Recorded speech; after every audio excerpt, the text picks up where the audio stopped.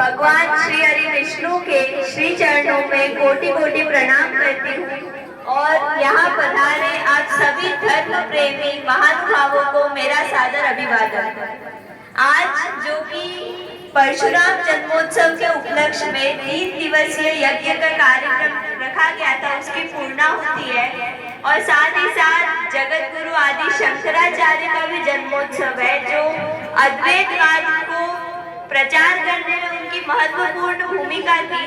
आज इस अवसर पर हम सभी के मन में यह प्रश्न उठ सकता है कि आखिर यज्ञ के महत्व क्या है, आखिर हम यज्ञ क्यों करते हैं, शास्त्रों में यज्ञ के बारे में क्या कहा गया है, आज का आधुनिक विज्ञान यज्ञ के बारे में क्या कहता है। तो महानुभावों, मैं आप सभी को बताना चाहूंगी कि संस्कृत में यज्ञ धातु से बना है यज्ञ शब्द।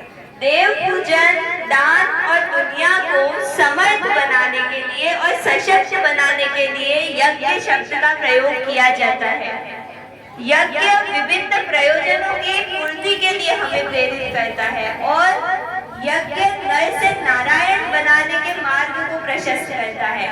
जब भगवान श्री कृष्ण से पूछा गया यज्ञ के महत्व के बारे में, तो वे कहते हैं सह यज्ञ प्रजा सृष्ट्वा पुरोवाच प्रजापति अनेन प्रसविष्यत्वमेष पोष्टिष्ठ कामधु, अर्थात व्यष्टि का समष्टि में रूपांतरण होने की प्रक्रिया यज्ञ कहलाती है।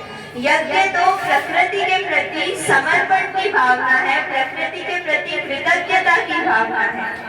हम सामान्यतः समझते हैं कि यज्ञ अर्थात आहुति हो या फिर हवन कुंड हो, मंत्र का उच्चारण हो, किंतु यह सब यज्ञ का स्थूल प्रतीक है जो हमें दिखता है, किंतु वास्तव में तो यज्ञ और इसमें चर्चा यदि यज्ञ पे की जाए तो हम सोचते हैं कि यज्ञ से प्रदूषण फैलता है, किंतु ये एक मिथक है। यज्ञ से प्रदूषण फैलता नहीं, अभी तो प्रदूषण खत्म होता है। मैं आज बहुत ही आग्रहपूर्वक आप लोगों से ये कहना चाहूंगी कि यज्ञ पर्यावरण प्रदूषण खत्म करने का एक अमोघ अस्त्र है, एक सर्वश्रेष्ठ साधन है।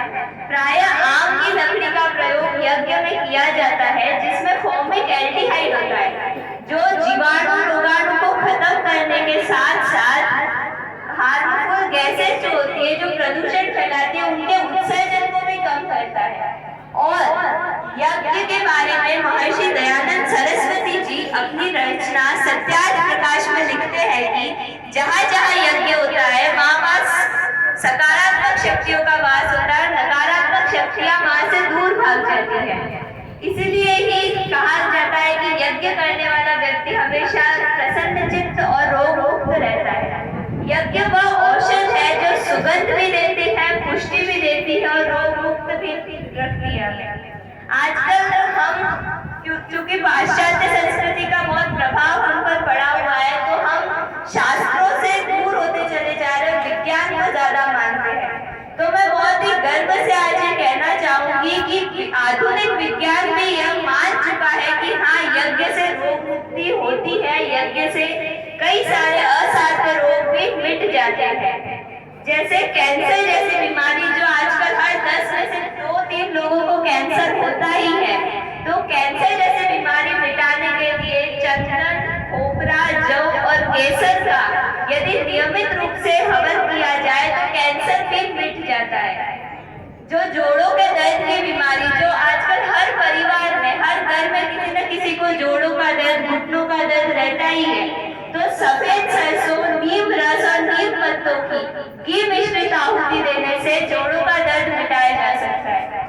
हम सर्दी, जुकाम और बुखार जैसे रोगों के लिए हर बार डॉक्टर के पास चले जाते हैं, लेकिन ये ऐसे रोग हैं जो पल पल में यज्ञ के द्वारा ठीक किए जा सकते हैं। उसमें अजवाइन, कपूर और तुलसी पत्तों की आहुति देने से सर्दी, जुकाम और बुखार ठीक होते हैं।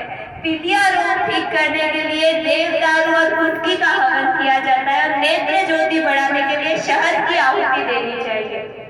यदि स्मरण शक्ति बढ़ानी है तो शंख पुष्पी और सफेद चंदन का हवन किया जाना चाहिए। और यह मैं नहीं कह रही हूँ, यह हमारे शास्त्र कह रहे हैं, यह हमारे वेद कह रहे हैं, यह हमारे ऋषि मुनि कह रहे हैं। अब तो हमारा ये आधुनिक विज्ञान भी ये सिद्ध कर चुका है। विज्ञान आज कह रहा है, ऋषि मुनि कई सालों पहले कह के गए थे, लेकिन क्योंकि अवैदिक परंपराएं हमारे अंदर आजकल कुछ ज्यादा प्रचलित है और पाश्चात्य संस्कृति का ज्यादा ही प्रभाव पड़ रहा है, तो हम हमारी संस्कृति से दूर होते जा रहे हैं। हम